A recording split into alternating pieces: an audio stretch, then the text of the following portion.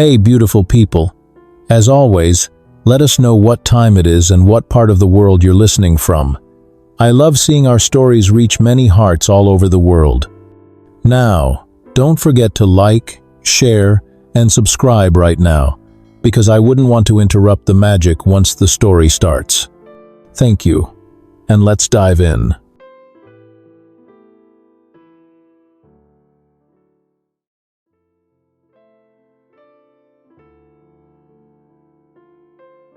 The aroma of seared duck breast and truffle reduction filled the kitchen of Le Bernardin as Megan Hall put the finishing touches on her final plate of the evening. Her dark hands moved with practiced precision, each drizzle of sauce placed with the care of an artist applying brushstrokes to canvas. At 26, she had earned her place as one of the city's most promising chefs, but cooking was only half of her artistic soul. "Beautiful work as always, Megan," called Chef Laurent from across the bustling kitchen. "You can head out early tonight. The reservation book is light." Megan smiled, wiping her hands on her apron. Early meant she could catch the end of her virtual dinner date with Edwards. After months of long-distance romance, these video calls had become the highlight of her days. She quickly changed out of her chef's whites, her mind already racing with excitement about Edwards' return in just 2 weeks. The restaurant's back exit opened into a narrow alley where delivery trucks made their rounds during the day. Now, at nearly midnight, it was quiet except for the distant hum of traffic from the main street. Megan pulled out her phone to check for messages from Edwards, her heart doing a little skip when she saw his name on her screen. "Ready for our late-night feast, beautiful? I'm already at Chez Laurent in Geneva. The view of the lake is incredible, but not as incredible as you're going to look." She grinned, typing back quickly. "Just leaving work. Give me 20 minutes to get home and I'll call you from Marcello's. Same as always? Wouldn't miss it for the world. I love you, future Mrs. Edwards." The reminder of his proposal just 3 days ago sent warmth flooding through her chest. After 8 months of dating across continents, Edwards had finally popped the question during one of their virtual dates, promising that his transfer back to the States was confirmed and their long-distance days were numbered. As she walked toward the main street to catch her Uber, Megan's phone buzzed with a call from Gabrielle. "Hey sis," Gabrielle's voice was bright with excitement. "How was service tonight?" "Smooth as always," Megan replied, checking her ride share app. "What's got you so hyper? Did you land that interview with the mayor?" "Better? The network just confirmed they want me to host the morning show permanently. Not just filling in anymore. It's officially mine." Megan stopped walking, her face breaking into a huge smile. "Gabrielle, oh my God, that's incredible. Have you told Mom and Dad yet?" Even after 10 years, it still felt natural, calling Isabel Mom. The woman who had married her father when Megan was 16 had never tried to replace her biological mother, but had loved her so completely that the title had evolved naturally. "I called them right after you. Dad actually got teary-eyed. Can you believe it? Your tough guy police officer father, crying over his stepdaughter's promotion. He's such a softie when it comes to us." Megan laughed. "We should celebrate this weekend. Dinner at that new place downtown?" "Absolutely. But aren't you supposed to be having your fancy video date with Mr. International right now?" Megan checked her watch. "In 15 minutes. I'm just waiting for my Uber." She refreshed the app and frowned. "Actually, it looks like my driver canceled. Let me grab another one. Want me to come pick you up?" "No, don't be ridiculous. You've got early morning prep for your new show. Besides, it's only a 20-minute walk, and it's a beautiful night." "Megan, it's almost midnight. Dad would kill you if he knew you were walking alone. Dad taught me self-defense, remember? Plus, Edwards is expecting me in a few minutes. I'll call him while I walk. It'll be fine." Gabrielle sighed. "Okay, but text me when you get home. And wear your earbuds so it looks like you're on the phone. Deters weirdos." "Already planning on it. Love you, sis." "Love you too.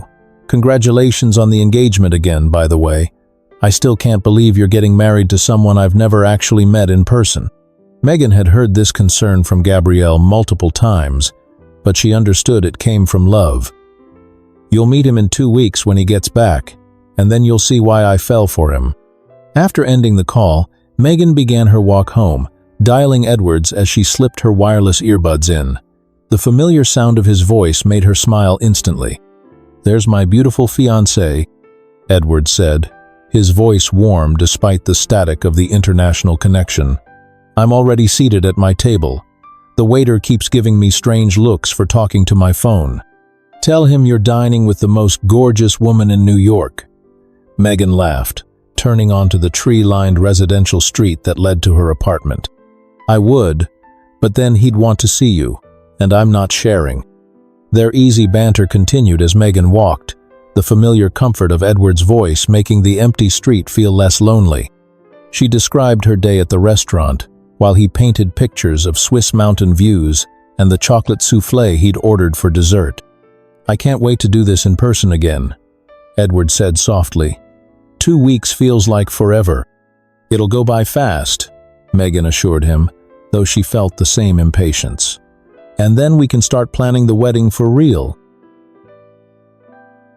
Across town, Larry Anderson was experiencing a very different kind of evening. The private room at Meridian, one of the city's most exclusive clubs, was thick with cigar smoke and the sound of expensive whiskey being poured into crystal glasses. Larry loosened his tie and leaned back in the leather chair, still processing the conversation he'd had with his father earlier that day. "CEO of Declan Chase," he murmured to himself, shaking his head in disbelief. What was that? Hudson Parker, his best friend since boarding school, looked up from his phone where he'd been scrolling through social media posts from their mutual friends. "Just thinking about what my dad said today, about the board considering me for CEO when Uncle Justin retires next year." Jade Morrison, Larry's girlfriend of 2 years, looked up from her perfectly manicured nails with interest. "They'd be idiots not to choose you. Your family practically built that company." Larry wasn't entirely sure that was true. His great-grandfather had founded Declan Chase, but the company's success had more to do with smart acquisitions and good timing than family genius. Still, the prospect of running a multi-billion-dollar holding company at 30 was both thrilling and terrifying. "My mother thinks I should start taking on more visible projects," Larry continued. "Show the board I'm serious about the role." "Your mother, the senator, has excellent political instincts," Hudson said, raising his glass. "Speaking of which, here's to the future, CEO of Declan Chase." The three friends clinked glasses, and Larry felt some of his anxiety ease. Hudson had always been good at celebrating life's victories, both big and small. They'd met during their first week at boarding school, two lonely rich kids whose parents were too busy building empires to attend back-to-school nights. Their friendship had been one of the few genuine relationships in Larry's life. Jade, on the other hand, was more complicated. Beautiful, sophisticated, and from a family that moved in the same social circles as the Andersons, she was exactly the kind of woman his parents expected him to marry. But sometimes Larry wondered if either of them was in love, or if they were just following a script written by their family's expectations. "You know what this calls for?" Jade said, her green eyes sparkling with mischief. "A real celebration, not just sitting around talking about your feelings." "What did you have in mind?" Larry asked, though he recognized the look on her face. Jade's idea of celebration usually involved pushing boundaries. "Let's go somewhere. Do something spontaneous." She moved closer to him on the plush sofa, her hand finding his thigh. "When's the last time you did something just because you wanted to, not because it was sensible or career-building?" Hudson laughed, already several drinks in. "She's got a point, man. You've been stressed about this CEO thing for weeks. You deserve to cut loose." Larry knew they were right. Between work pressures, family expectations, and the constant scrutiny that came with being a Anderson, he rarely allowed himself to simply enjoy life. "All right," he said, draining his whiskey. "What did you have in mind?" "That new underground club in the warehouse district," Jade suggested. "No paparazzi, no society pages, just us having fun." 2 hours later, Larry was questioning the wisdom of that decision.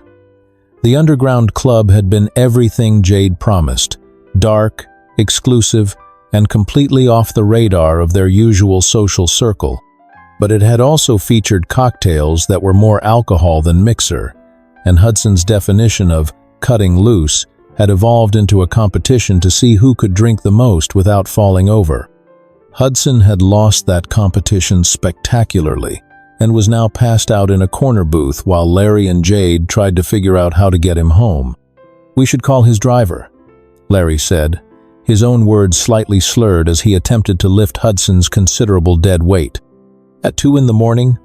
The poor man has a family," Jade protested, though she was swaying slightly as she spoke. "Besides, your car is right outside. We can just drop him off on our way back to your place." Larry hesitated. He'd had easily 4 drinks, maybe 5. The responsible thing would be to call a car service for all of them. But Jade was already gathering her purse and Hudson's jacket, and the club was closing around them.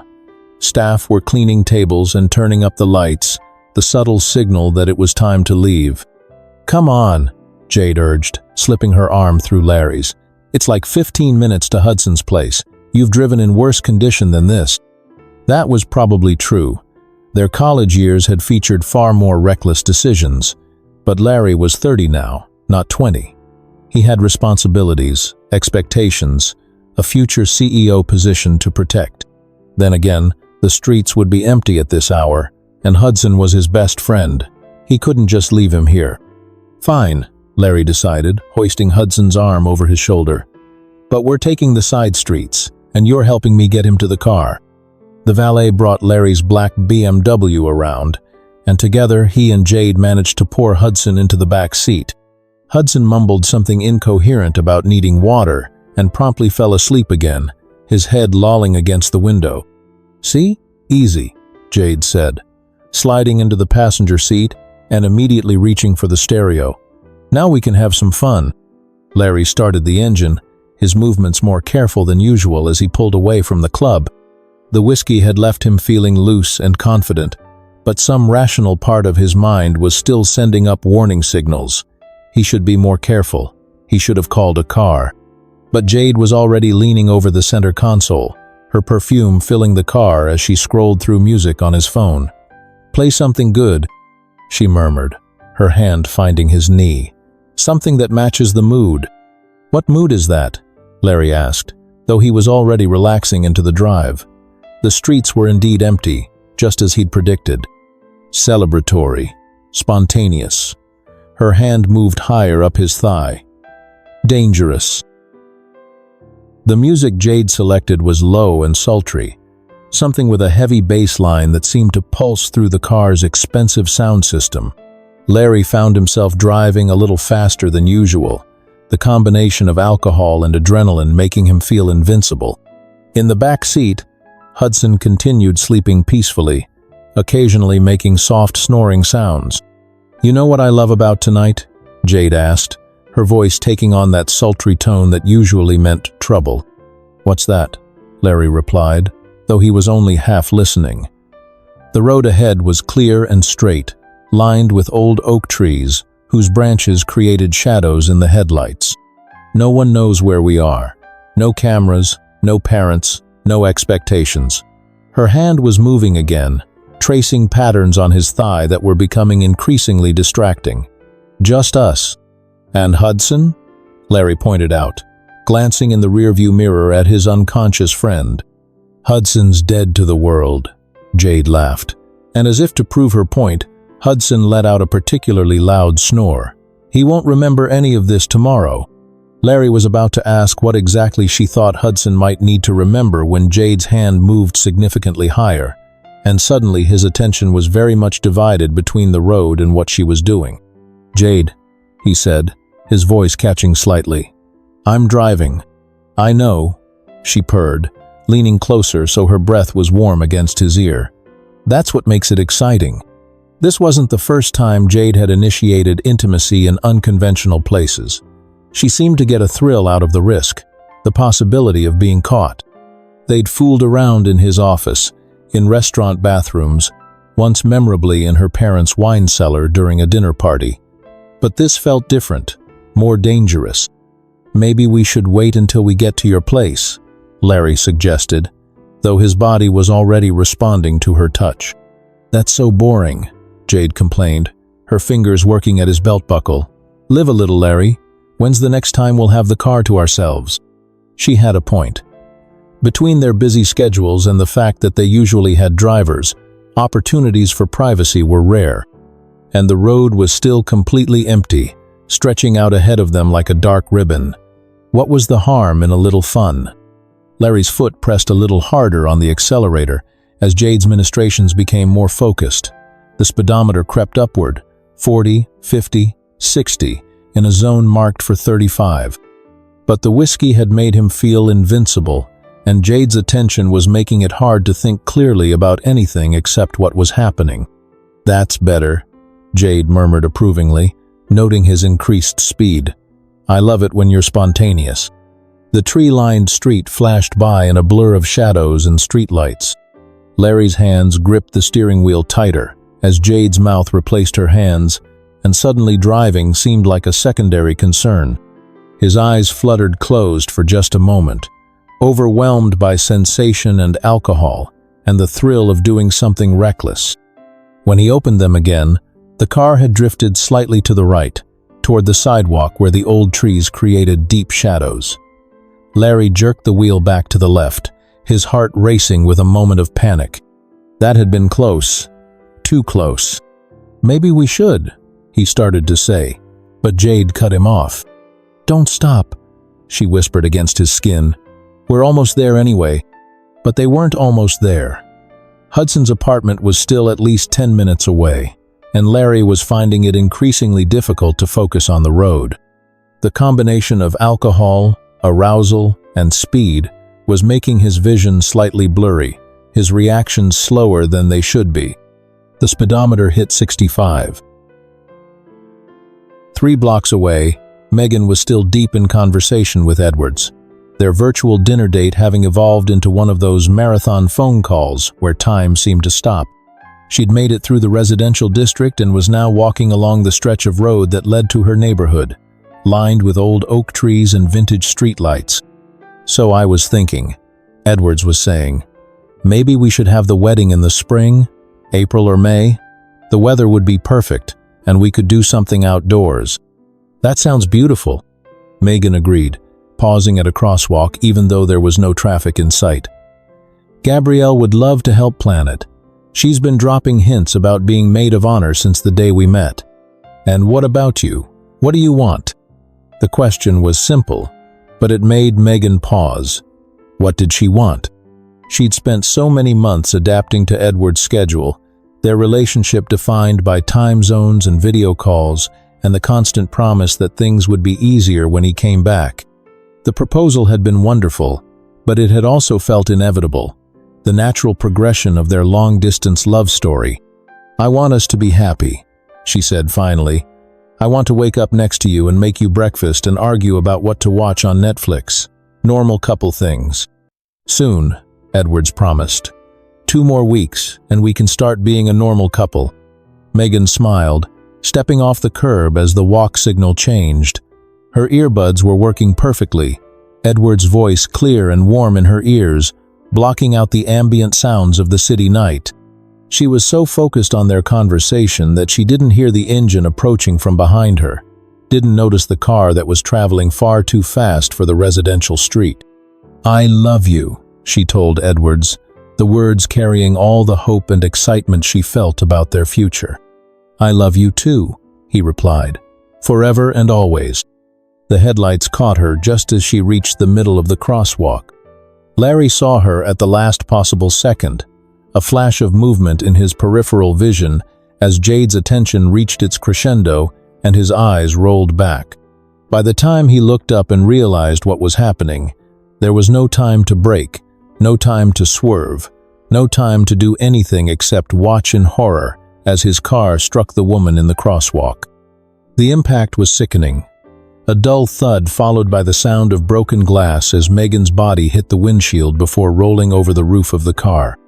Larry slammed on the brakes, the BMW skidding to a stop 30 feet past the crosswalk, tire marks black on the asphalt. For a moment, everything was silent except for the ticking of the cooling engine and Hudson's continued snoring from the back seat. Then Jade screamed. "Oh God, oh God, oh God," she was saying, her hands shaking as she sat up and tried to process what had just happened. "Larry, what did you do?" Larry couldn't speak. His hands were trembling on the steering wheel, his mind unable to process the reality of what had just occurred. Behind them, Megan's body lay motionless on the pavement, her phone a few feet away, still connected to Edwards, who was calling her name with increasing panic. "Megan? Megan, are you there? What was that noise?" Larry forced himself to move, to turn off the car and get out. His legs felt unsteady as he walked back toward the crosswalk, Jade following behind him, her heels clicking on the asphalt. Megan was unconscious, blood trickling from a gash on her forehead. Her breathing was shallow but steady, and she was lying at an unnatural angle that made Larry's stomach turn. Her earbuds had been knocked out in the impact, and Edward's voice was coming thinly from her phone's speaker. "Megan, Megan, please answer me. What's happening?" "We have to call 911, Larry said, his voice barely a whisper. "No," Jade grabbed his arm, her nails digging into his skin. "Larry, think about what you're doing. Think about what this means." "It means I just hit someone with my car," Larry said, though the words felt surreal coming out of his mouth. "It means we need to get her help." "Look at her," Jade hissed, glancing around to make sure the street was still empty. "She's not moving. She's probably already dead. If you call 911 now, your life is over. The CEO position, your mother's career, my father's campaign, everything is ruined." Larry stared at her in disbelief. "You want me to leave her here? I'm saying we should think this through. We can call 911 anonymously from a payphone. Say we saw an accident but didn't see what happened. She'll get help, and we won't be destroyed in the process." "That's insane." "No, that's practical," Jade shot back. "You were drinking, Larry. You'll be charged with vehicular assault, maybe vehicular homicide if she dies. Your mother will lose her Senate seat over the scandal. My father will lose his campaign. Hudson will be called as a witness. All of our lives will be ruined because you decided to drive when you shouldn't have." Larry looked down at Megan's still form, then at Jade's desperate face. He thought about his conversation with his father earlier that day, about the CEO position that was supposed to be his future, about his mother's political career and everything his family had worked for. But then he thought about the woman lying broken on the asphalt because of his choices. "No," he said finally. "I'm taking her to the hospital." "Larry, please." "I'm taking her to the hospital," he repeated, louder this time. "Help me get her into the car, or don't, but I'm not leaving her here to die." Jade stared at him for a long moment, then shook her head. "I won't be part of this. I won't destroy my life for your conscience." She pulled out her phone and called an Uber, her hand still shaking. "When this all comes crashing down, remember that I tried to save you." But Larry was already carefully lifting Megan's limp form, trying not to move her neck or spine as he carried her to his car. He managed to get her settled in the passenger seat, Jade's abandoned purse falling to the ground in the process. As he pulled away from the crosswalk, Larry saw Jade in his rearview mirror, standing alone under a streetlight waiting for her ride. In the back seat, Hudson continued sleeping peacefully, oblivious to the fact that their lives had just changed forever. Edward's voice was still coming from Megan's phone, now hoarse with panic as he begged for someone to answer him.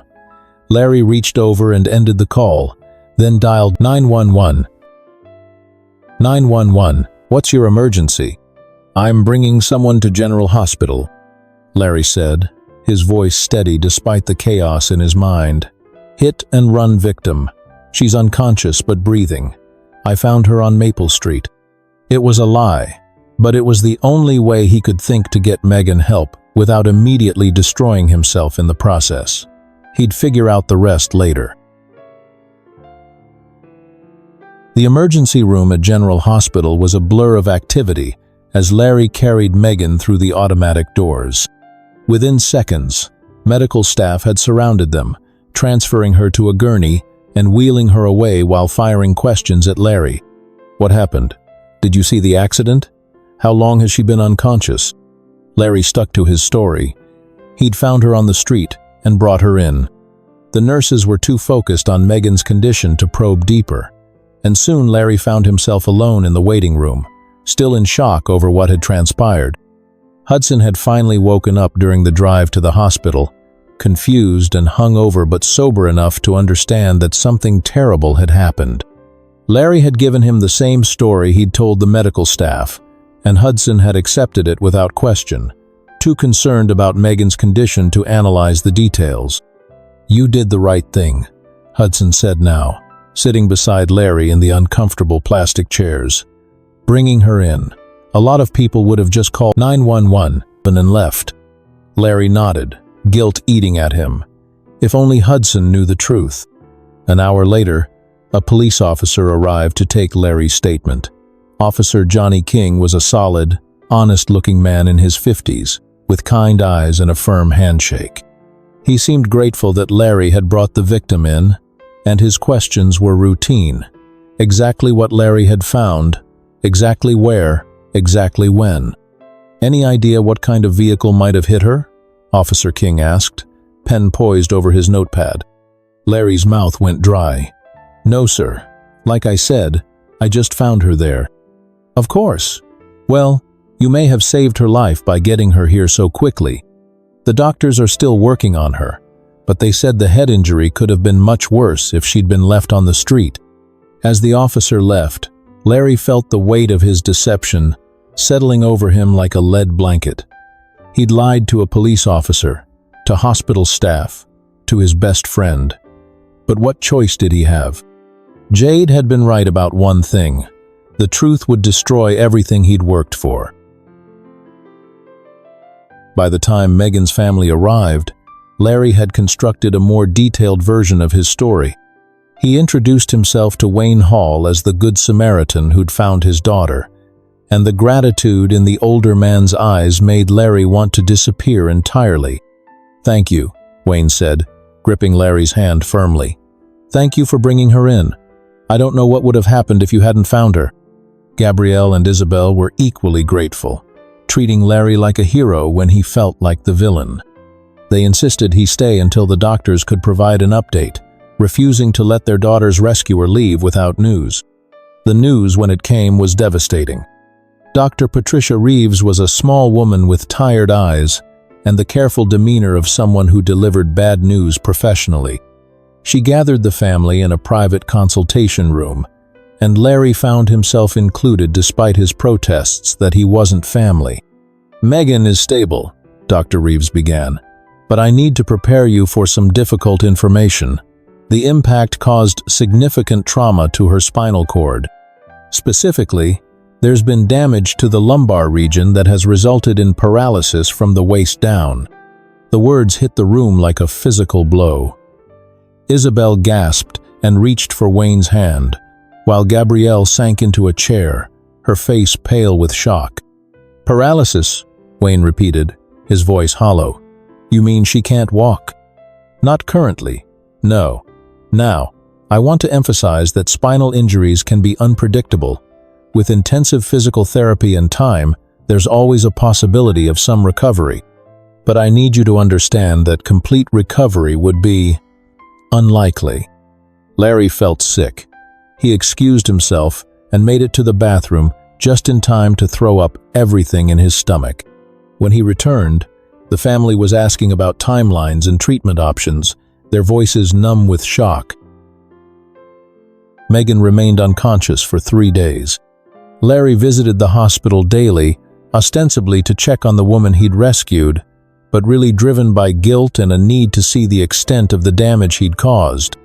He paid for private rooms, specialists, anything the family needed, claiming it was just his way of helping. Wayne appreciated the gesture, but seemed puzzled by Larry's continued involvement. "You've done more than enough," he told Larry on the second day. "You saved her life. You don't need to keep visiting." But Larry couldn't stay away. He needed to see Megan wake up, needed to know she would be okay. even if okay now meant something very different than it had 3 days ago. On the third day, Megan's eyes finally opened.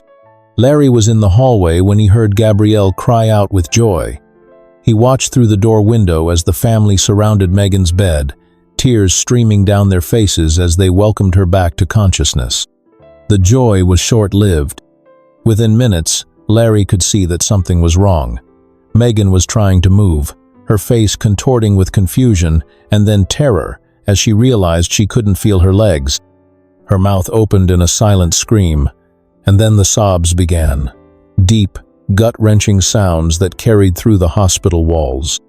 Dr. Reeves arrived quickly to explain Megan's condition, and Larry watched the second devastating blow hit the family.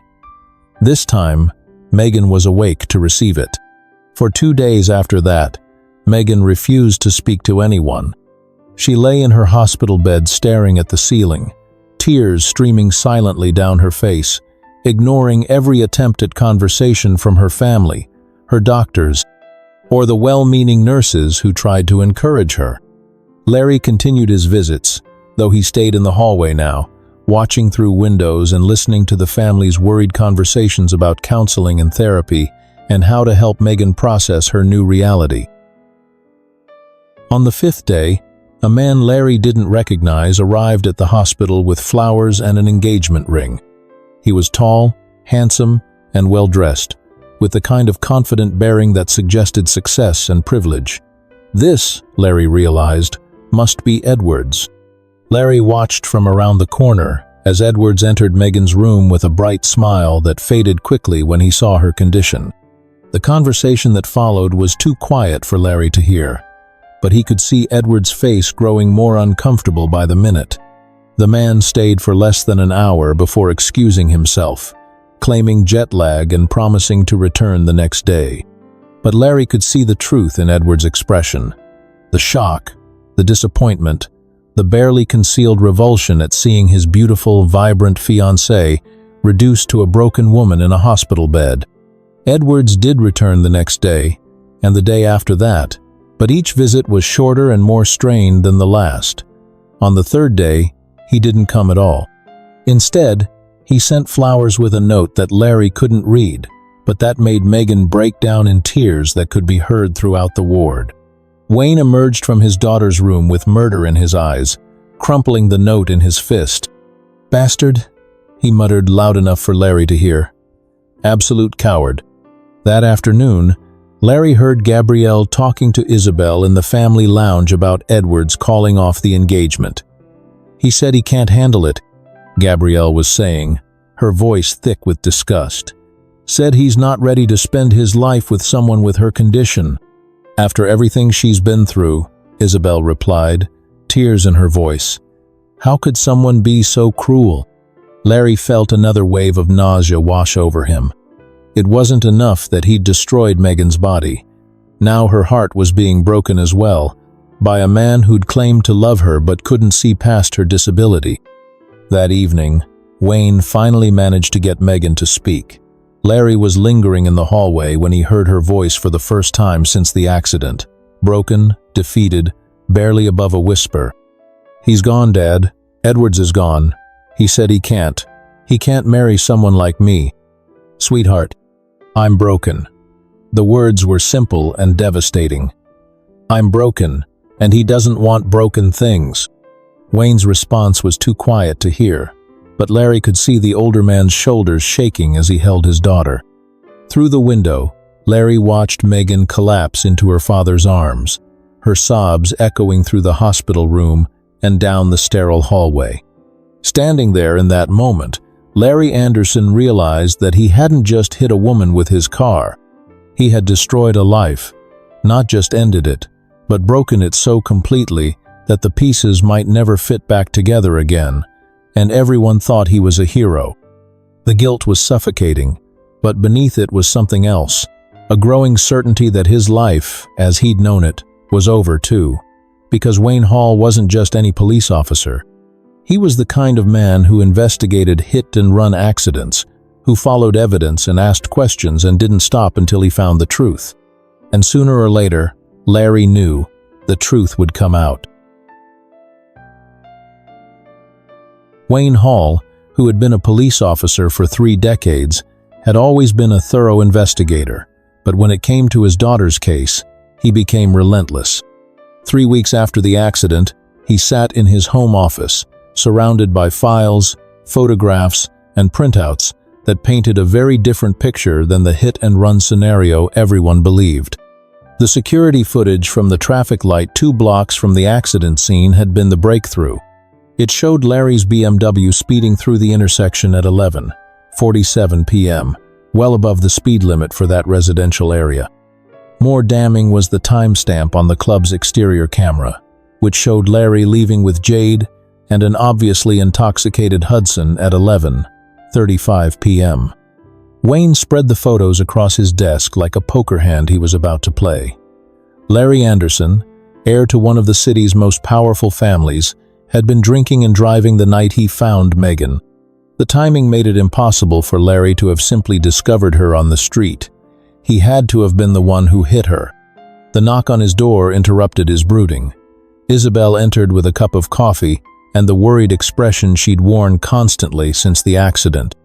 "You've been in here for hours," she said, setting the mug down carefully.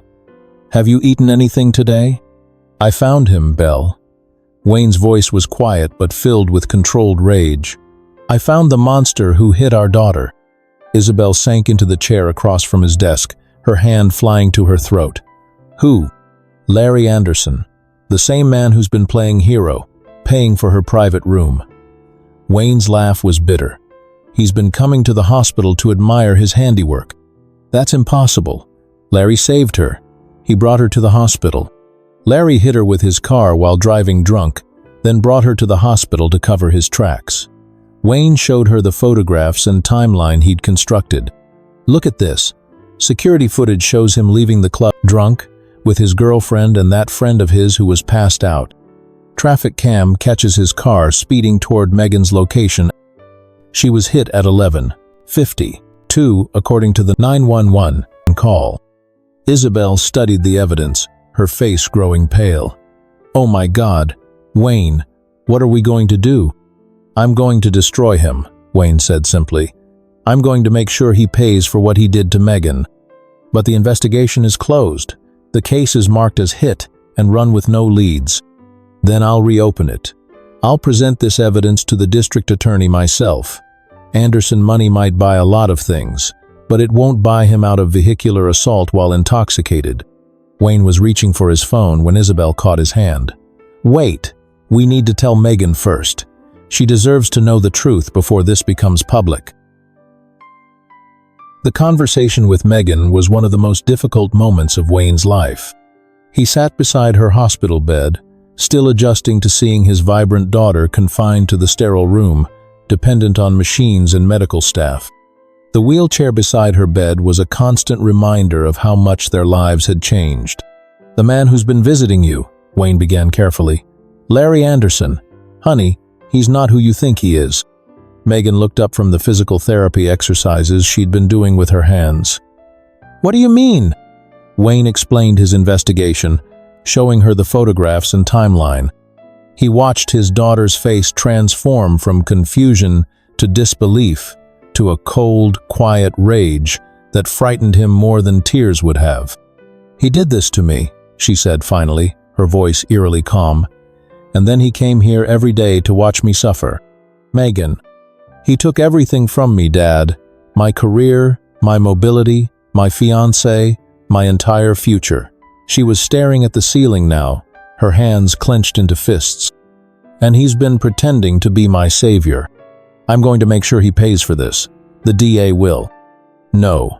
Megan's voice was sharp, cutting through Wayne's plans. "You're not going to the DA.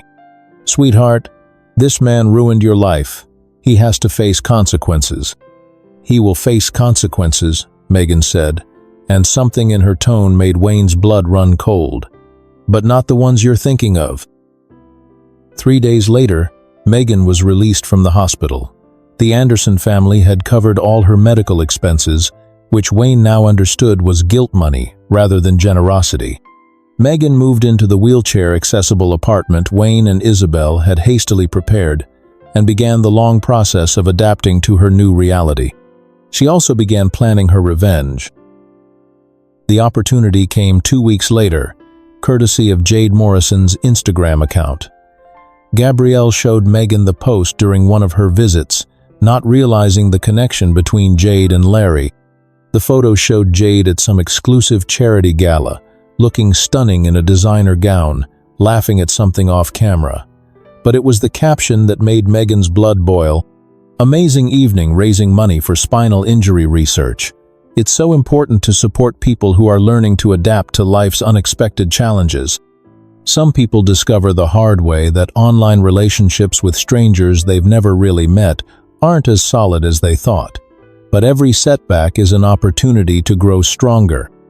#blessed, #charity gala, #lessons learned.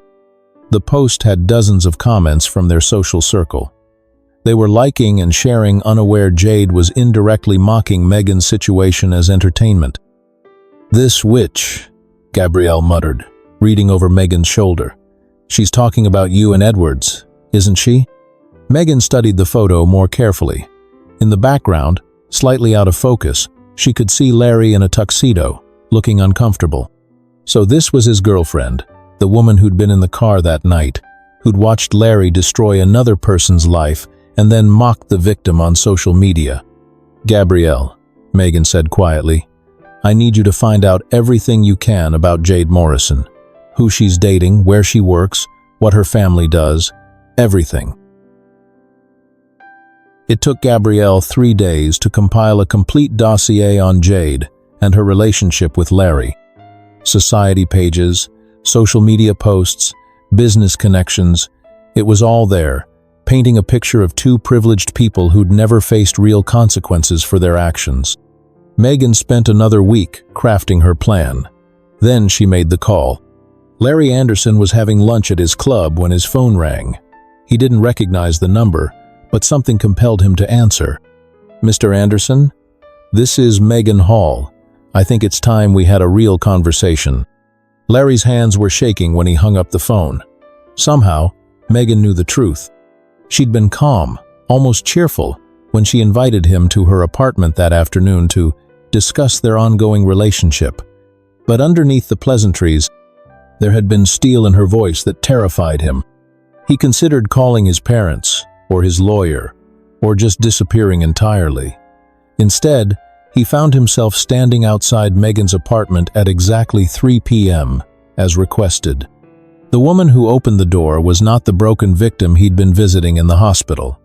This Megan was perfectly composed, her hair styled, wearing a crisp white blouse and dark jeans. The wheelchair didn't diminish her presence. If anything, it seemed to amplify the intensity of her gaze. "Larry," she said pleasantly. "Right on time. Please, come in."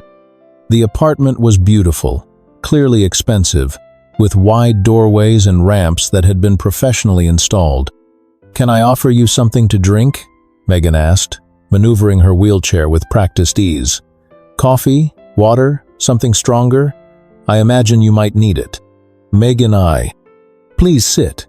She gestured to the sofa. "We have so much to discuss." Larry sat, feeling like he was about to face a firing squad. Megan positioned herself directly across from him, her hands folded in her lap, watching him with the patience of a predator. "I know you hit me with your car," she said conversationally. "I know you were drunk. I know Jade Morrison was in the passenger seat, probably doing something that distracted you from driving safely. I know you've been lying to everyone, including my family, for weeks." Larry's mouth opened and closed, but no words came out. "Now," Megan continued, "my father wants to turn you over to the district attorney.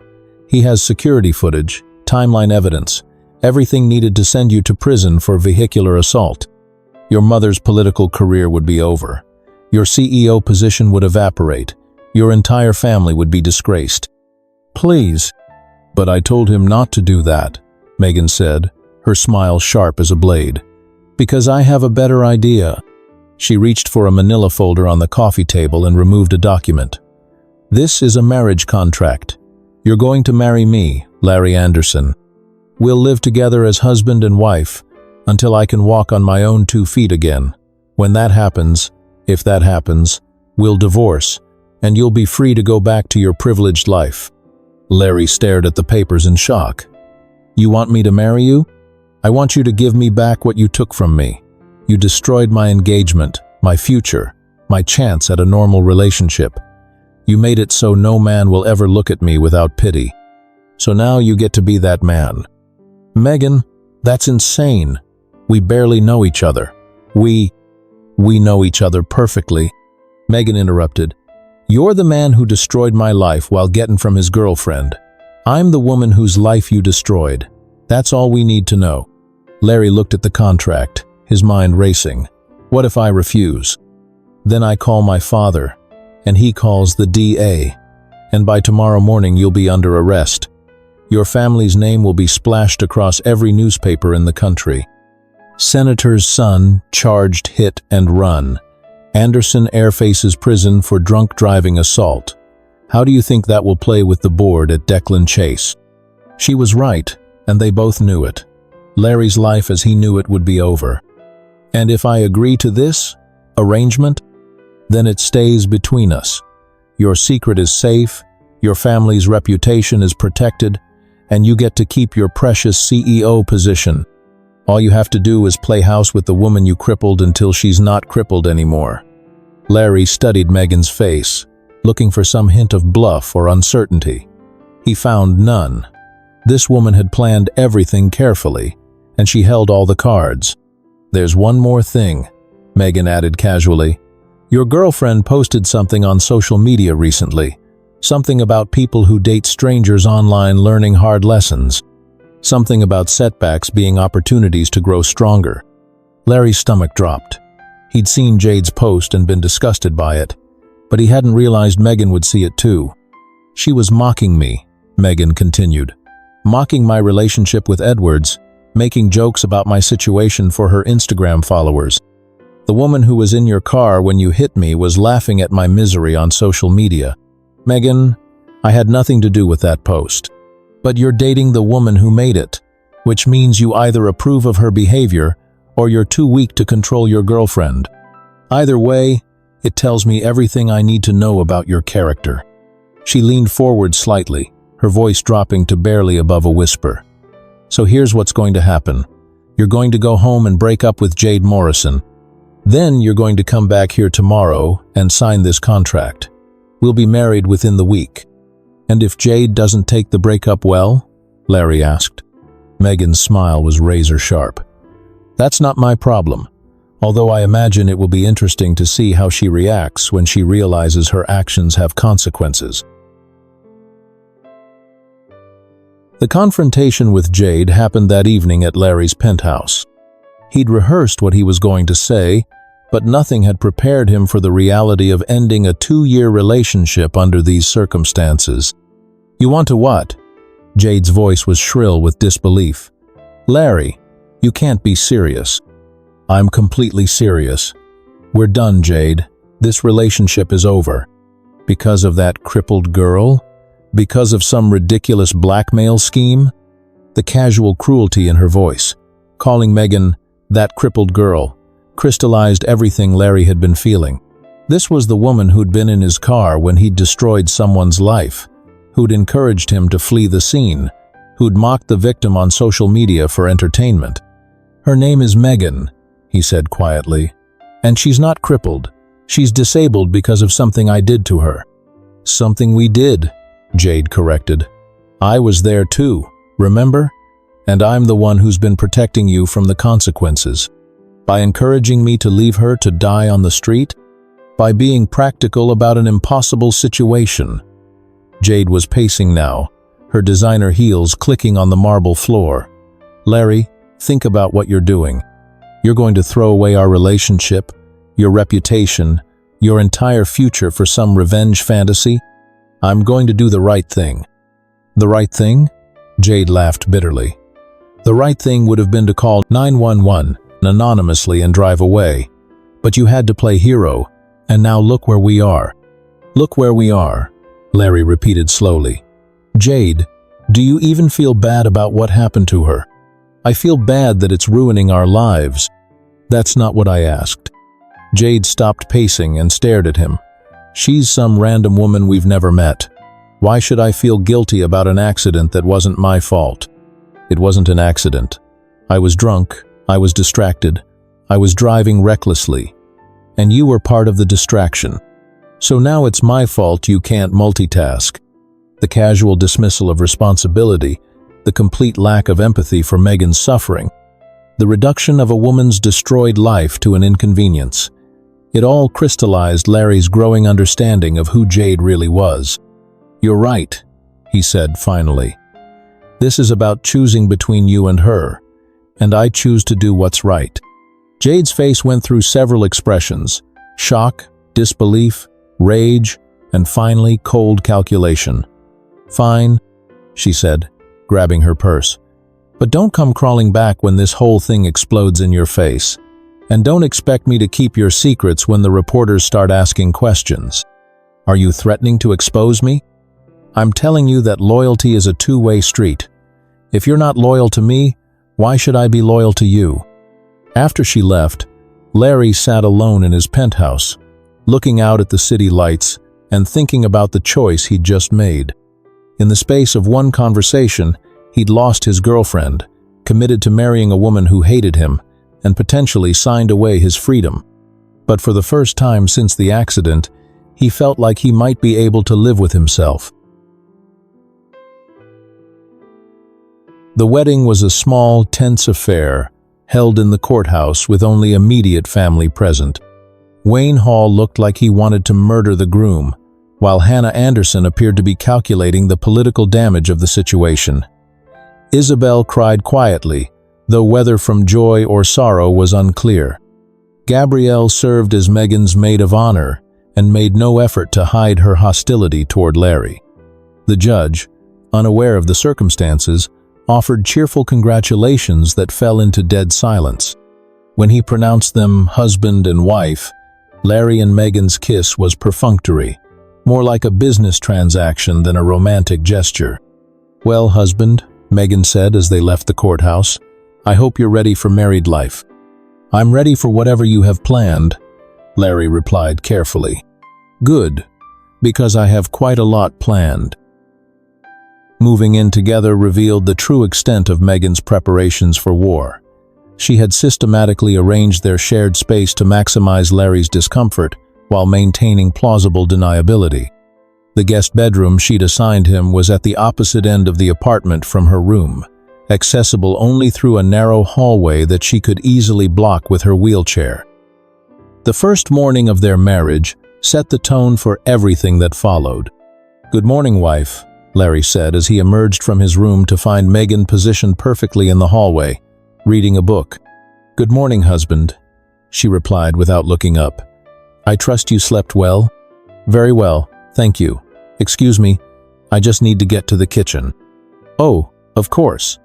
Megan made a show of adjusting her position, but somehow managed to move in a way that made the hallway even more impassable.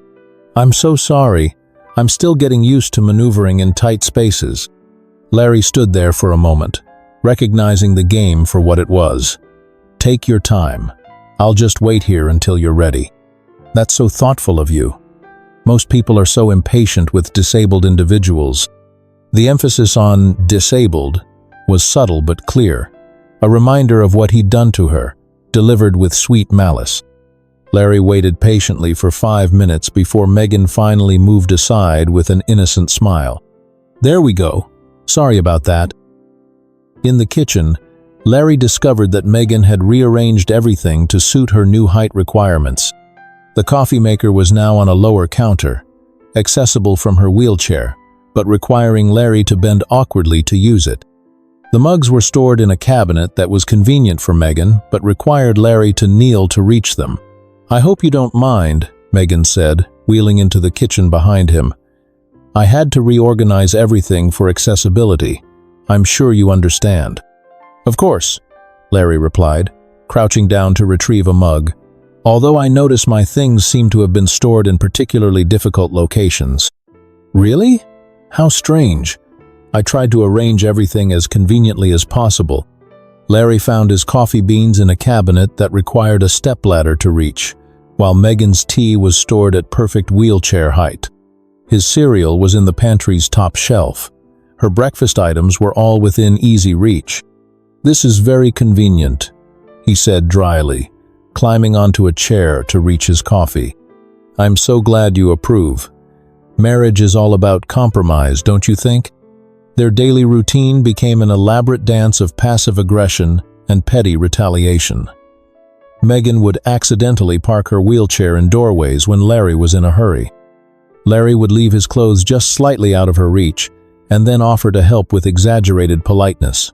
She would schedule her physical therapy sessions during his important business calls. He would take phone meetings in the living room when she was trying to watch television. The car rides to Megan's therapy sessions became legendary battles of wit and sarcasm.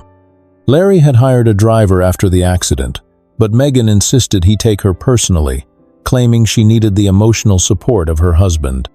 "Try not to hit any pedestrians on the way," Megan would say cheerfully as they pulled out of the parking garage. "I'll do my best," Larry would reply. "Try not to give me any reasons to." "Oh, I would never dream of distracting a driver.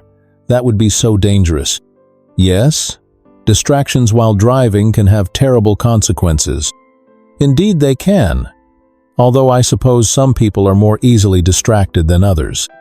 And some people are better at causing distractions." Their verbal sparring matches were witnessed by drivers, doormen, and anyone else unfortunate enough to be in their vicinity. The building's concierge learned to find urgent business elsewhere whenever the Andersons approached, clearly uncomfortable with the tension that surrounded them like a toxic cloud. At the physical therapy clinic, Larry was required to stay for moral support, which meant sitting in uncomfortable chairs for 2 hours while watching Megan push herself through grueling exercises. Initially, he'd planned to work on his laptop or make phone calls, but he found himself drawn into watching her determination. Megan attacked her physical therapy with the same focused intensity she brought to everything else. She never complained about the pain, never asked for breaks, never showed weakness in front of the man who'd put her there. Her physical therapist, Dr. Sarah Amber, clearly admired her patient's grit. "Most people take months to reach the level of strength Megan's achieved in just a few weeks," Dr. Amber told Larry during one session. "She's remarkable." "She is," Larry agreed, and meant it. "You're very supportive," Dr. Amber continued. "It makes such a difference when family members are involved in the recovery process." Larry glanced at Megan, who was determinedly working on transferring from her wheelchair to the exercise mat. She'd heard Dr. Amber's comment and shot him a look that could have melted steel. "We support each other," he said carefully, "in sickness and in health. That's beautiful. You can see how much you two care about each other." If only Dr. Amber knew the truth about their beautiful relationship. After therapy sessions, their car rides home continued the ongoing war. "You don't have to pretend to be interested," Megan said one afternoon after Larry had asked about her progress. "Who says I'm pretending? Please, we both know you're only here because I'm blackmailing you. That doesn't mean I can't genuinely want you to recover." "Right. Because my recovery means you get your freedom back." "Maybe. Or maybe I'm starting to realize that your recovery matters regardless of what it means for me." Megan fell silent at that, caught off guard by what sounded like sincerity. She studied his profile as he drove, looking for signs of manipulation or deception. Finding none only irritated her more. "Don't," she said finally. "Don't what?" "Don't start acting like you actually care. This arrangement works because we both know exactly what it is. Don't complicate it with fake emotions." "Who says they're fake?" "I say they're fake," Megan snapped. "You don't get to hit someone with your car and then develop feelings for them. That's not how this works." "How does it work then?" "You feel guilty. I feel angry. We both count down the days until this is over." Larry was quiet for several blocks before responding. "What if I don't want to count down the days anymore?" "Then you're an idiot," Megan said, but her voice lacked its usual bite. 3 months into their marriage, Megan's anger needed a new outlet, especially after she had seen from social media that Edward seemed to have moved on from his recent posts where he and some other lady were having so much fun. The physical therapy was helping her body, but her mind was still consumed with rage that had nowhere to go. She'd always painted when she was emotional, so she had Larry convert the apartment's spare room into an art studio. "I need proper lighting," she told him, reviewing contractor estimates, "and ventilation for the fumes, and storage for canvases." "Whatever you need," Larry replied, signing the checks without hesitation. "This is going to be expensive. I don't care what it costs." Megan looked at him suspiciously. "Why are you being so accommodating?" "Because you need this, and because I can afford it. Since when do you care what I need?" Larry was quiet for a moment, seeming to consider his words carefully. "Since I realize that your needs are part of my responsibilities now." "Your responsibilities? You're my wife. Taking care of you is what husbands do. I'm your wife because I'm blackmailing you. You're still my wife." The studio was completed in 2 weeks, and Megan threw herself into painting with the same intensity she brought to physical therapy. Her early works were dark and angry, abstract pieces filled with slashing brushstrokes and violent colors that seemed to bleed pain onto the canvas. Larry discovered her painting late one evening, when he heard music coming from the studio. He found the door cracked open and couldn't resist peering inside. Megan sat in her wheelchair before an easel, completely absorbed in her work. She was painting a portrait, a woman's face rendered in incredible detail, with eyes that seemed to hold a lifetime of sorrow. The technical skill was breathtaking, but it was the emotion in the piece that stopped Larry in his tracks. "It's beautiful," he said softly. Megan spun around, paintbrush still in her hand. "What are you doing here?" "I heard music. I wanted to make sure you were okay." "I'm fine. You can go." But Larry stepped into the room, drawn by the paintings covering the walls. There were dozens of them, portraits, landscapes, abstract pieces that seemed to pulse with life. The talent on display was extraordinary.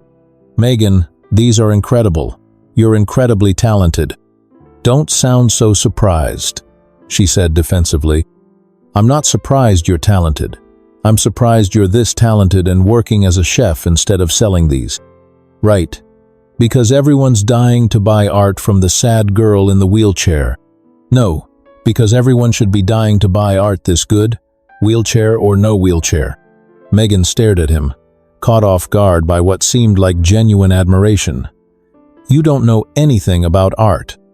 I know enough to recognize when someone has real talent, and I know enough about business to recognize when someone is undervaluing their assets. My paintings aren't assets. They should be. Megan, some of these pieces could sell for serious money." She turned back to her easel, but Larry could see that his words had affected her. Nobody wants to buy paintings from someone they pity. Nobody would pity an artist this talented. They'd be too busy being impressed. Over the following weeks, their interactions began to shift subtly. Larry would bring Megan coffee while she painted, initially claiming he was just getting himself some and thought she might want some too. She would have his breakfast ready when he came down in the mornings, insisting she was just cooking for herself anyway. Neither acknowledged these small acts of consideration, but both noticed them. Their conversations became less openly hostile and more playfully combative. The underlying anger was still there, but it was tempered by something that almost resembled friendship. "You know," Megan said one morning, watching Larry attempt to make pancakes, "for a corporate drone, you're surprisingly incompetent in the kitchen. And for someone who claims to hate me, you certainly spend a lot of time critiquing my domestic skills. I'm building a case for emotional damages when we divorce." "Efficient. I respect that." "Don't respect me. It makes me uncomfortable." "Noted. I'll try to be more disrespectful in the future." "Good. Although those pancakes are actually not terrible." High praise from a professional chef. "Former professional chef," Megan corrected, but without the bitterness that had previously accompanied any reference to her lost career. "Current professional artist," Larry countered. "I'm not a professional anything anymore." "You could be, if you'd let me introduce you to some gallery owners." Megan looked up from her breakfast, studying his face. "Why do you care? Because you're wasting your talent. Or maybe you're trying to assuage your guilt by turning me into a success story. Maybe. Does it matter why, if the result is good for you?" The question hung between them, more honest than either had been willing to be before. Megan returned to her pancakes without answering, but Larry could see her considering his words. Larry's persistence about Megan's art finally wore down her resistance. After weeks of casual mentions of gallery owners and art collectors, she agreed to let him arrange for someone to see her work. "But if this is some pity charity case thing, I will make your life even more miserable than it already is," she warned. "It's not charity, it's business." "How do you know?" "Because I've seen your paintings, and because Marcus Wellington doesn't do charity." Marcus Wellington owned 3 of the city's most prestigious galleries and had a reputation for being ruthless about artistic merit. If he liked something, it was because it was genuinely good, not because he felt sorry for the artist. The day of Marcus's visit, Megan was more nervous than she'd been since their wedding. She'd chosen her best pieces carefully, arranging them around the living room like a temporary gallery exhibition. Larry had offered to leave them alone, but Megan surprised herself by asking him to stay. "For moral support?" he asked. "For witness protection when I murder him if he patronizes me." Marcus arrived precisely on time, a thin man in his 60s with sharp eyes and an expensive suit. He moved through the apartment methodically, studying each painting with the clinical attention of a surgeon. Megan sat in her wheelchair, trying to read his expression, while Larry stood behind her with what she was beginning to recognize as genuine anxiety on her behalf. "Interesting," Marcus murmured, pausing in front of a portrait of Wayne. "Very interesting." He spent nearly an hour examining the paintings before finally turning to address Megan directly. "Miss Hall." "Mrs. Anderson," Larry corrected automatically. "Mrs. Anderson," Marcus continued with a slight smile. "Where did you study?" "I didn't," Megan replied. "Not formally. I took some classes in high school and college, but nothing serious." "And when did you paint these?" "Most of them in the last few months." Marcus exchanged a look with Larry. "All of these were painted in the last few months?" "Yes." "Remarkable." Marcus pulled out his phone and made a note. "I'd like to feature several of these in my next contemporary exhibition. The portrait of the older gentleman, the abstract with the blue and silver, and that landscape of the park." Megan felt her heart stop. "You want to show my paintings?" "I want to sell your paintings. There's a difference. These pieces have commercial potential, Mrs. Anderson. Serious commercial potential." "How serious?" Larry asked, his business instincts taking over. "The portrait alone could fetch between 50 to more than 100,000. The others, perhaps half that each." The numbers were so far beyond what Megan had imagined that she couldn't process them. "You think people would pay that much for my paintings?" "I think people would pay that much for paintings this good. The fact that you created them is irrelevant to their market value." After Marcus left with promises to call within the week, Megan sat in her studio staring at the empty walls where her featured paintings had hung. "I can't believe that just happened," she said finally. "I can," Larry replied. "I told you they were incredible." "You did." The admission seemed to surprise her.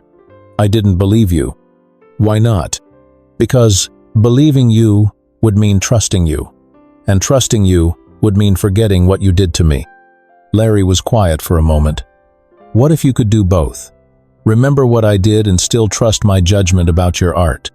"I don't know if I'm capable of that kind of compartmentalization." "Maybe you don't have to compartmentalize.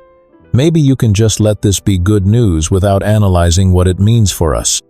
Megan looked at him, really looked at him, perhaps for the first time since their forced marriage began. The guilt was still there in his eyes, along with the careful distance he maintained to respect her anger. But there was something else now, something that looked almost like pride. "You really think I'm talented?" she said, and it wasn't quite a question. "I think you're extraordinary," Larry replied simply. For a moment, neither of them spoke. Then Megan wheeled her chair closer to where he stood. "Thank you," she said quietly, "for pushing me to do this, for believing in the paintings when I didn't. You don't have to thank me." "Yes, I do. Because you were right, and I was wrong, and admitting that is part of moving forward." "Moving forward to what?" "I don't know yet," Megan admitted, "but for the first time since the accident, I'm curious to find out." The opening night of Marcus Wellington's contemporary exhibition was held 3 weeks later at his flagship gallery in the Arts District. Megan had been terrified about attending, worried about being gawked at or pitied by the other attendees. But Larry had insisted they go together, and his steady presence beside her wheelchair gave her the confidence to navigate the crowds. The exhibition featured 12 artists, with Megan's 3 paintings prominently displayed in the gallery's main room. She watched nervously as people examined her work, trying to gauge their reactions. "Stop analyzing everyone's facial expressions," Larry murmured beside her. "They like them."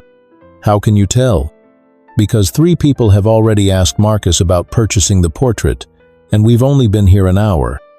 As if summoned by their conversation, Marcus appeared with a champagne flute and a broad smile. "Congratulations, Mrs. Anderson.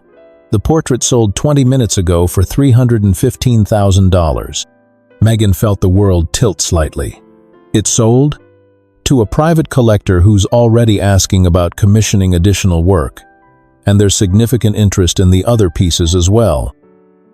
The rest of the evening passed in a blur of congratulations and business cards from other gallery owners and collectors. By the time they left, all 3 paintings had sold for prices that exceeded even Marcus's optimistic projections. In the car ride home, Megan sat quietly, still processing what had happened. "How do you feel?" Larry asked. "Rich," she said, which made him laugh. "And confused." "About what?" "About you. About this." She gestured between them. "6 months ago you destroyed my life. Tonight, you helped me rebuild it." "You rebuilt it. I just drove you to the gallery." "You did more than that, and we both know it." Larry pulled into their building's parking garage and turned off the engine, but neither of them moved to get out of the car. "What are you thinking?" he asked. "I'm thinking that I don't know how to hate someone who's genuinely happy about my success." "Do you have to hate me?" "It would be easier if I could," Megan said quietly. "Hating you gave me purpose. It made this whole situation make sense. And now? Now I don't know what this is anymore." She turned to look at him directly. "You're not the monster I needed you to be, Larry, and I don't know what to do with that." Larry studied her face in the dim light of the parking garage. "What if you didn't have to do anything with it? What if we just see what happens? See what happens between the man who destroyed my life and the woman who's blackmailing him into marriage?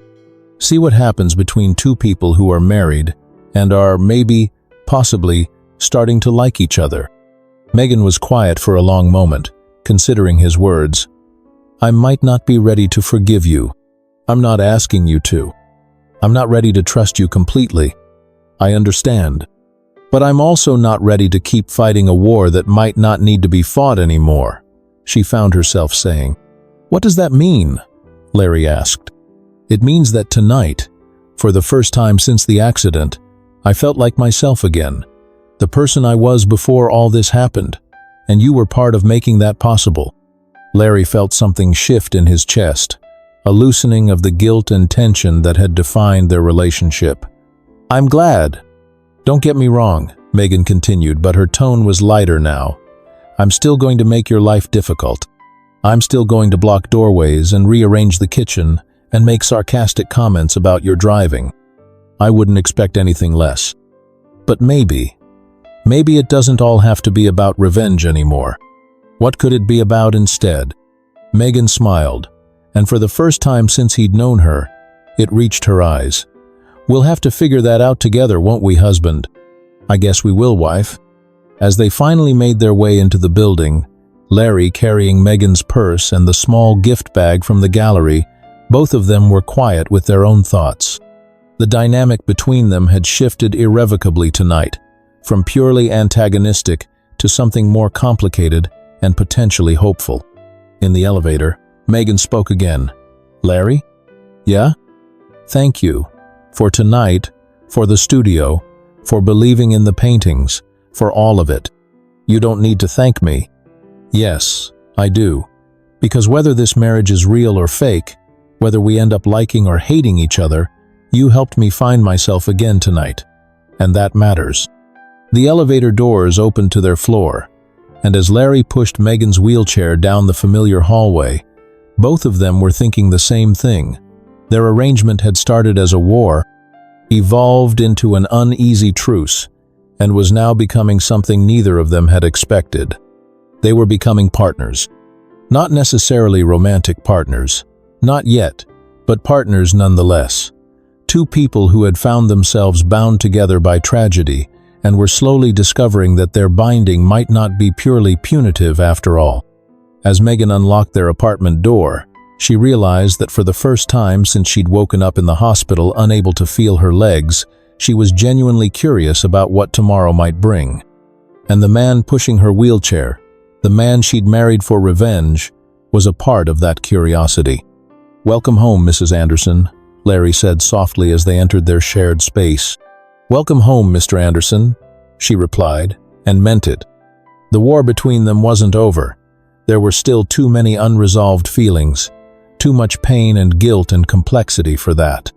But perhaps, Megan thought as she watched Larry carefully hang up her jacket alongside his own, the war was evolving into something else. Something that might, eventually, become peace. Or even, though neither of them was ready to admit it yet, something that might become love. The success of Megan's art exhibition marked a turning point in more ways than one. Over the following months, their apartment gradually transformed from a battlefield into something resembling an actual home. The changes were subtle at first. Larry's clothes migrating from the far reaches of closets to more accessible locations, Megan's strategic wheelchair blockades becoming less frequent and more genuinely accidental. Their morning routine evolved from open warfare to a carefully choreographed dance. Larry would wake first and start the coffee, having learned exactly how Megan liked hers prepared. She would emerge from her room to find her favorite mug waiting, filled with perfectly brewed coffee and just the right amount of cream. In return, she'd begun setting out his breakfast items the night before, claiming it was simply more efficient organization. "You know," Larry said one morning, watching Megan maneuver expertly around the kitchen while preparing what had become their standard weekend breakfast, "you're remarkably graceful in that chair." Megan paused in her egg cracking, glancing at him with surprise. "That's not what I expected you to say." "What did you expect?" "Some comment about how inspiring I am, or how brave, or how I've overcome my disability." She resumed cooking, but Larry could see the tension in her shoulders. "That's what most people say. You're not inspiring because you're in a wheelchair. You're inspiring because you're talented and determined, and you don't let anything stop you from getting what you want." "Including revenge marriages?" "Especially revenge marriages," Larry said, and was rewarded with one of Megan's genuine smiles. Their physical therapy sessions had become less antagonistic as well. Larry no longer felt like he was serving a penance by attending. Instead, he found himself genuinely invested in Megan's progress. Dr. Amber had begun incorporating more advanced exercises, including standing work that required a support partner. "All right, Megan," Dr. Amber said during a session in late spring. "Today we're going to try some weight-bearing exercises. Larry, I'll need you to stand behind her and provide stability." Larry positioned himself carefully behind Megan's wheelchair as she prepared to transfer to the standing frame. His hands hovered near her waist, ready to catch her if needed, acutely aware of the trust required for her to allow him this close. "Remember, this isn't about bearing your full weight yet," Dr. Amber instructed. "We're just working on sensation and muscle memory." As Megan slowly raised herself from the chair, Larry felt her trembling with effort.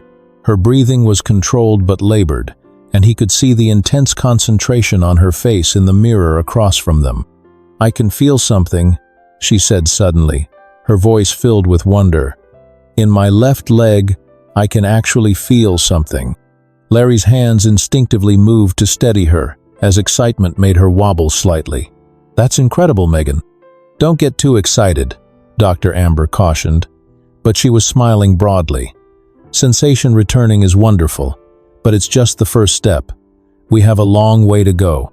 But Megan was beaming, and Larry found himself grinning back at her in the mirror.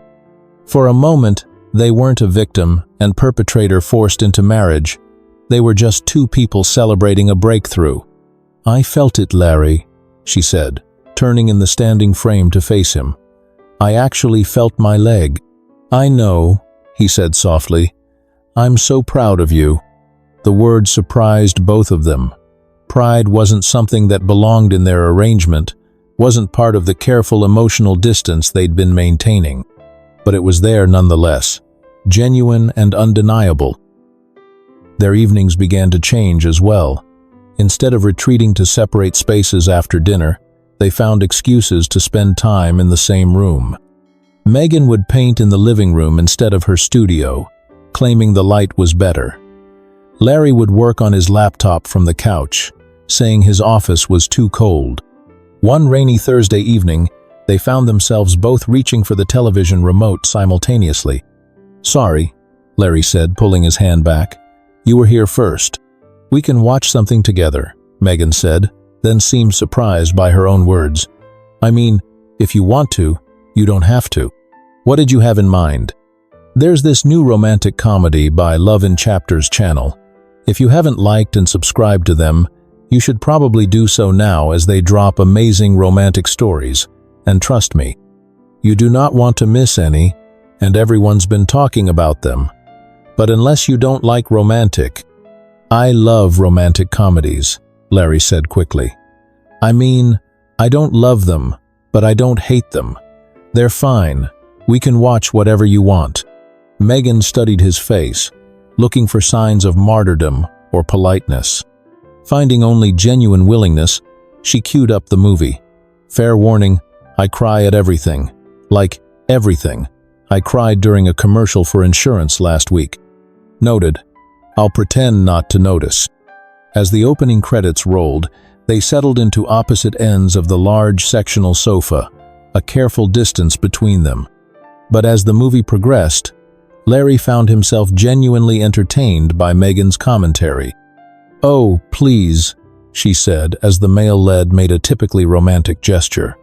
"No man actually does that. That's movie nonsense." "What, bringing flowers to apologize? I've done that." "Have you?" Megan looked at him with interest. "Did it work?" "Sometimes. Depends on what I was apologizing for." "What was the worst thing you had to apologize for?" "Before. You know, before me." Larry considered the question seriously. "I once missed Jade's birthday dinner because I got caught up in a work crisis. She didn't speak to me for a week. Missing dinner doesn't seem that terrible. It wasn't just missing dinner. It was missing dinner, forgetting to send flowers, and then when she confronted me about it, suggesting she was being dramatic." Megan winced. "Okay, that's worse. What about you? Worst thing you ever had to apologize for?" "I once told Edwards that his favorite restaurant had terrible food, and that his taste in everything was questionable." Megan's expression grew thoughtful. Actually, looking back, that might have been more honest than apologetic.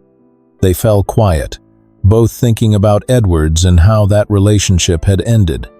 The specter of Megan's broken engagement hung between them, a reminder of the real-world consequences of Larry's actions. "I'm sorry about Edwards," Larry said quietly. "I know that's inadequate, but I'm sorry you lost him because of what I did." Megan was quiet for a long moment, watching the movie's heroine navigate her own romantic complications. "I used to think Edwards was the love of my life," she said finally. "We had this whole future planned out. But watching this movie, thinking about how he reacted when things got difficult. I wonder if I was in love with the idea of him more than the actual person. What do you mean? Edwards was safe, predictable. He fit into the life I thought I wanted. But when that life got derailed, he couldn't adapt. He couldn't love me when loving me became complicated. His loss, Larry said, and meant it. Megan looked at him in surprise. You think so? I think anyone who can't see your worth doesn't deserve you.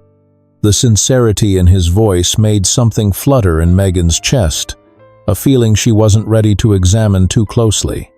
Thank you, she said softly. They finished the movie in comfortable silence, both of them more aware of the other's presence than they had been at the beginning. When the credits rolled, neither moved to turn off the television. That was actually pretty good, Larry said. You sound surprised. I am surprised. I usually don't enjoy romantic comedies. Why? They're unrealistic. People don't fall in love like that in real life. How do people fall in love in real life? Megan asked. Larry considered the question, very aware of Megan watching him from the other end of the couch.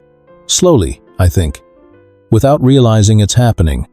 One day you wake up and realize the person sitting across from you at breakfast is the most important person in your world, and you can't remember exactly when that happened. Something in his tone made Megan's breath catch. That sounds nice. Yeah, Larry said quietly. It does. Their eyes met across the space between them, and for a moment, something electric passed between them. Then Megan cleared her throat and reached for the remote. We should probably get some sleep, she said. Probably, Larry agreed, but neither of them moved. The apartment had a small balcony overlooking the city, accessible through sliding doors in the living room. Megan usually didn't use it before, but the wheelchair-accessible threshold Larry had installed made it easy to navigate. She found herself spending evenings there as the weather grew warmer, painting or simply watching the sunset. One evening in late May, Larry found her there with a sketch pad, working on what appeared to be a cityscape. Mind if I join you? He asked. It's your balcony too, Megan replied, but she moved her chair slightly to make room for the outdoor chair Larry had bought. They sat in comfortable silence for a while, Megan sketching while Larry answered emails on his phone. The city spread out below them, lights beginning to twinkle as darkness fell. I used to hate the city, Megan said suddenly. After the accident, I mean. Every street corner felt dangerous. Every car that passed too close made me panic. How do you feel about it now? Better. Different. She gestured toward her sketch. I can see the beauty in it again. The lights, the energy, the way everything connects. Larry looked at her drawing, impressed as always by her skill. You've captured something in this that I never noticed. What's that? The way the city looks hopeful at night, like anything could happen. Megan smiled. That's exactly what I was trying to show. You succeeded. A comfortable silence fell between them again. Larry found himself watching Megan work, noting the way she bit her lower lip when concentrating, the graceful movement of her hands across the paper. Somewhere in the months of living together, fighting, and slowly making peace, she had become beautiful to him in a way that had nothing to do with physical appearance and everything to do with who she was. Larry? Megan's voice broke into his thoughts. Yeah? Do you ever think about what your life would be like if the accident never happened? The question caught him off guard. Sometimes. Do you? All the time. I used to imagine it obsessively. Where I'd be, what I'd be doing, who I'd be with. She set down her pencil and looked out at the city. But lately, I've been thinking about it less. Why? Because I'm not sure I'd want that life anymore. That Megan, the one from before, she was talented but scared. She was settling for safe choices, safe relationships, a safe career. She would never have had the courage to show her paintings in a gallery. You think the accident changed you for the better? I think surviving the accident changed me for the better. There's a difference. She turned to look at him directly. What about you? Do you miss your old life? Larry considered the question seriously. I miss the simplicity of it. I miss not carrying the weight of what I did to you, but the person I was before. I don't think I like him very much." "Why not?" "He was careless, entitled. He hurt someone, and his first instinct was to protect himself instead of helping them. He would have left you on that street if he hadn't been forced to face the consequences." "But you didn't leave me." "No, but it was a close thing, and that terrifies me." Megan studied his profile in the dim light from the apartment. "The Larry I know wouldn't have left me." "How can you be sure?" "Because the Larry I know spent months driving me to physical therapy and pretending not to notice when I was struggling. Because he rearranged his entire life to support my recovery, even when I was making that life miserable. Because he believed in my art when I didn't believe in it myself. That Larry only exists because of what I did to you." "Maybe," Megan agreed. "But he exists now, and he's the one sitting here with me." Larry felt something shift in his chest, a loosening of the self-loathing he'd carried since the accident. "You're being very generous." "I'm being honest. We're both different people than we were 6 months ago. The question is what we do with these new versions of ourselves." Before Larry could respond, Megan's phone buzzed with a text message. She glanced at it and smiled. "Marcus wants to set up another exhibition," she said. "Apparently there's been significant interest in commissioning portraits." "That's fantastic. You'll be busier than ever." "We'll be busier than ever," Megan corrected. "I still need my husband to drive me places, remember?" The casual way she said, "my husband," made Larry's heart skip. Somewhere along the way, the title had stopped feeling like a burden and started feeling like a privilege. "Always," he said quietly, "whatever you need." Their eyes met again, and this time neither looked away. The air between them hummed with possibility, with feelings neither was quite ready to name but both were beginning to acknowledge. "Megan," Larry started, then stopped, unsure how to put his thoughts into words. "What?" "Nothing. Never mind." But Megan was studying his face, reading the emotions he was trying to hide. "Larry, what were you going to say?" "I was going to say that this feels real," he admitted. "This marriage, this life we've built together, it started as an arrangement, but it doesn't feel like an arrangement anymore." "What does it feel like?" "It feels like home." The words hung between them, vulnerable and honest. Megan felt her breath catch, her heart racing with a combination of hope and terror. "It feels like home to me too," she whispered. They sat there in the gathering darkness, both of them aware that something fundamental had just shifted between them. The marriage that had begun as revenge was transforming into something neither had expected, something that might, eventually, become love. 3 weeks later, during a routine physical therapy session, everything changed.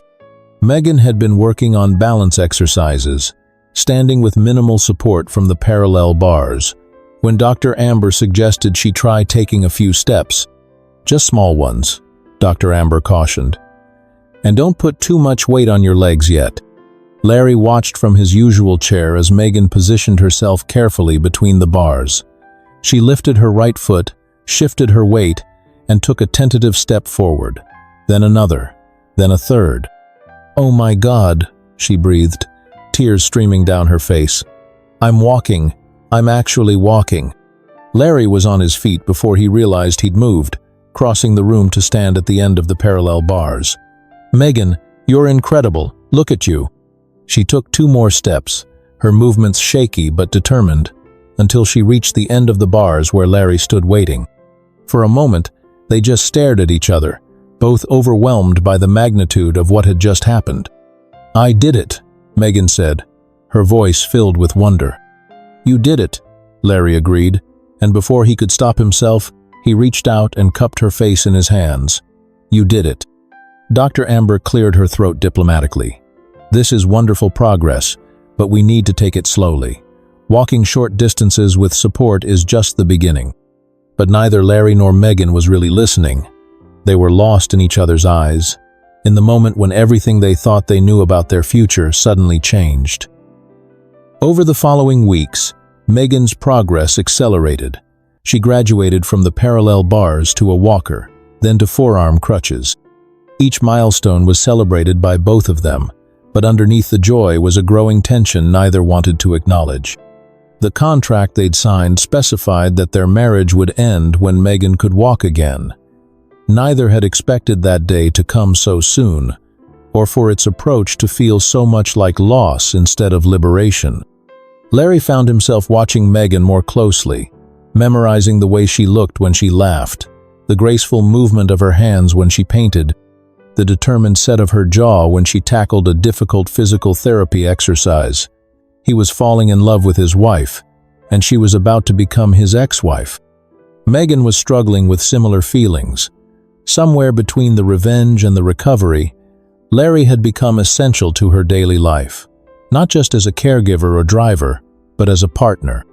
Someone who knew exactly how she liked her coffee, who could make her laugh when she was frustrated, who believed in her art even when she doubted herself. The elephant in the room finally demanded acknowledgement on a Thursday evening in late June. Megan had spent the day walking around the apartment with minimal assistance from her crutches, taking breaks to rest but covering more ground than ever before. "Dr. Amber thinks I'll be ready to try walking without assistance next week," she announced over dinner. "That's amazing," Larry said, but his smile didn't reach his eyes. "Yeah, it is." Megan picked at her food, suddenly not hungry. "Amazing." They finished dinner in silence, both of them thinking about what unassisted walking would mean for their arrangement. After loading the dishwasher, they migrated to the living room, but instead of their usual comfortable evening routine, they sat on opposite ends of the couch, the space between them feeling like a chasm. "Megan," Larry said finally, his voice carefully neutral, "we should probably talk about what happens next." "Next?" "When you can walk again. Our contract." "I remember what the contract says," Megan interrupted, her tone sharper than she'd intended. "Right. Of course." Larry ran a hand through his hair, clearly struggling with something. Can I ask you something?" "What?" "What if I don't want it to end?" The question hung between them like a bridge neither was sure they were brave enough to cross. Megan stared at him, her heart racing. "What do you mean?" Larry took a deep breath, clearly steeling himself for what he was about to say. "I mean, what if I don't want our marriage to end when you can walk again? What if I want to stay married to you?" "Larry, I know this wasn't supposed to happen," he continued, the words tumbling out faster now. "I know we started this as an arrangement, a punishment, a way for you to get revenge and for me to avoid prison. But somewhere along the way, it became real for me." Megan felt tears prick her eyes. "Real how?" "Real like I wake up every morning grateful that I get to see you. Real like your successes feel like my successes, and your setbacks feel like my setbacks. Real like the thought of you walking out of my life when you can walk again makes me feel like I'm losing everything that matters." "Larry, stop." "Real like I love you, Megan. I'm in love with my wife, and I know I have no right to be, but I am." The words hit Megan like a physical blow. She gripped the arm of the couch, struggling to process what he'd just said. "You love me?" "I love you," Larry confirmed, his voice steady despite the tears in his eyes. "I love your determination and your talent and your terrible sense of humor. I love the way you've never once let me feel sorry for myself, and the way you push yourself harder than anyone I've ever known. I love that you turned the worst thing that ever happened to you into something beautiful. The worst thing that ever happened to me was you hitting me with your car. I know, and I love that you took that devastation and used it to build something better, not just your art, but this marriage, this life we've created together. You took my guilt and selfishness and somehow turned it into partnership." Megan was crying now, tears streaming down her face as she struggled with emotions she'd been fighting for months. "This is insane! You can't love me! I blackmailed you into marrying me. And it was the best thing that ever happened to me." "Larry, I know you probably can't feel the same way," he said quickly. "I know I don't deserve your love after what I did to you. But I had to tell you, because in a few days you're going to be able to walk away from me, literally and figuratively, and I couldn't let that happen without you knowing how I feel." Megan stared at him through her tears, seeing not the guilty, defensive man she'd forced into marriage 6 months ago, but the person he'd become in their life together. The man who'd driven her to physical therapy every day without complaint, who'd encouraged her art when she'd lost faith in herself, who'd celebrated every small victory in her recovery as if it were his own. "You said you love me," she said quietly. "I do. You said you love my determination and my talent and my terrible sense of humor. All true. What else do you love about me?" Larry looked at her in surprise, hope beginning to flicker in his eyes. "Everything. I love everything about you. Even the part of me that hates you for what you did to my life? Especially that part. Because that part of you is what brought us together. That part of you is what made you strong enough to survive everything that happened and build something new." Megan was quiet for a long moment, studying his face. "You want to know something terrible?" "What?" "I think I love you too." Larry's breath caught. "You think?" I know I love you, and it terrifies me, because loving you means forgiving you, and I don't know if I'm ready to forgive you." "You don't have to forgive me." "Yes, I do. Because I can't love someone I haven't forgiven, and I can't forgive someone without acknowledging that they've earned that forgiveness." "Have I earned it?" Megan considered the question seriously. "You've spent well over 6 months putting my needs before your own. You've supported my recovery, encouraged my art, and never once made me feel like a burden. You've been a better husband than Edwards ever would have been, under circumstances infinitely more difficult than any normal marriage faces. So yes, Larry Anderson, you've earned my forgiveness and my love, as terrifying as that is." Larry felt something break open in his chest, a flood of relief and joy and gratitude so intense it left him breathless. "Megan, but I need you to understand something," she continued. "If we do this, if we make this marriage real, it's not going to be easy. There's still so much pain and history between us. There are going to be days when I remember what you took from me, and I resent you for it. I understand. And there are going to be days when you feel guilty about finding happiness with someone you hurt, and you'll try to punish yourself by pulling away from me. Probably. But if we commit to this, we commit to working through all of that, together, no matter how hard it gets." "Together," Larry agreed. "Always together." Megan smiled through her tears. "In that case, husband, I think we need to discuss renegotiating our contract." The renegotiation took place the following evening, but not in any formal way. Instead, it happened in the quiet moments between dinner and bedtime, in the space between who they had been and who they were becoming. Megan had spent the day at physical therapy, working toward the goal of unassisted walking that would technically fulfill the original terms of their contract. Dr. Amber had been optimistic about her progress, suggesting that within the week, Megan would be able to walk short distances without any support. "How does that feel?" Larry had asked as they drove home from the session. "Liberating," Megan replied, "and terrifying." "Why terrifying?" "Because walking again was supposed to be the end of our arrangement, and now that it's happening, I realize I don't want our arrangement to end." That evening, they found themselves once again on the balcony, but this time there was no pretense of sketching or working. They sat facing each other, the city lights twinkling below them, ready to have the conversation that would determine their future. "So," Megan said, "if we're going to do this, really do this, we need to start over." "What do you mean?" "I mean we need to throw out the old contract and create something new, something based on choice instead of coercion, love instead of revenge." Larry nodded. "What would that look like?" "It would look like a real marriage. Two people who choose to be together, who support each other, who build a life based on mutual respect and affection." "I want that," Larry said simply. "More than anything, I want that."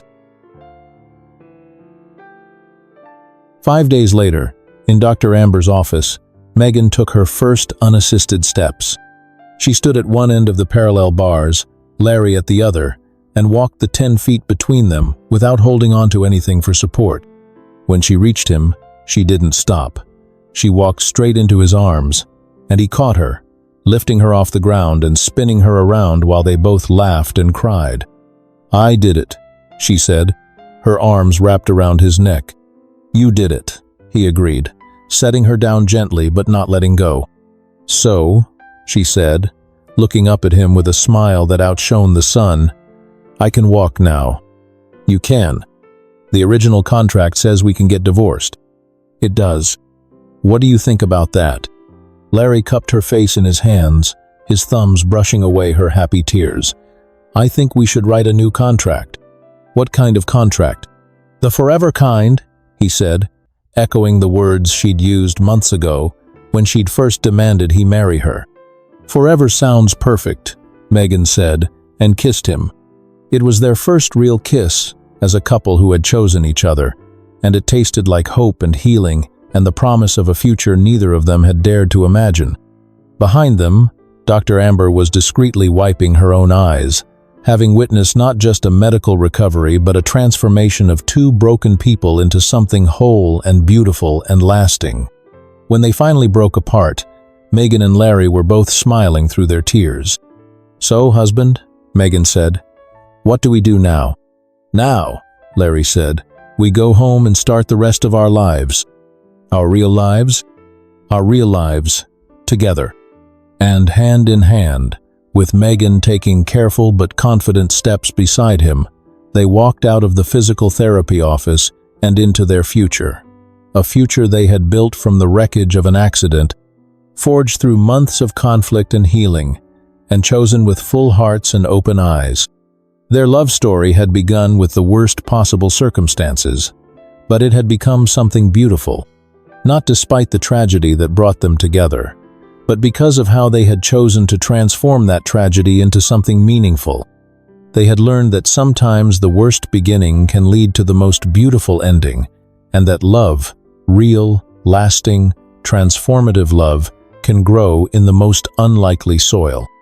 As they walked toward their car, their new life, their chosen forever, both of them knew that they had found something rare and precious, a love worth fighting for, a partnership worth building, and a future worth walking toward together.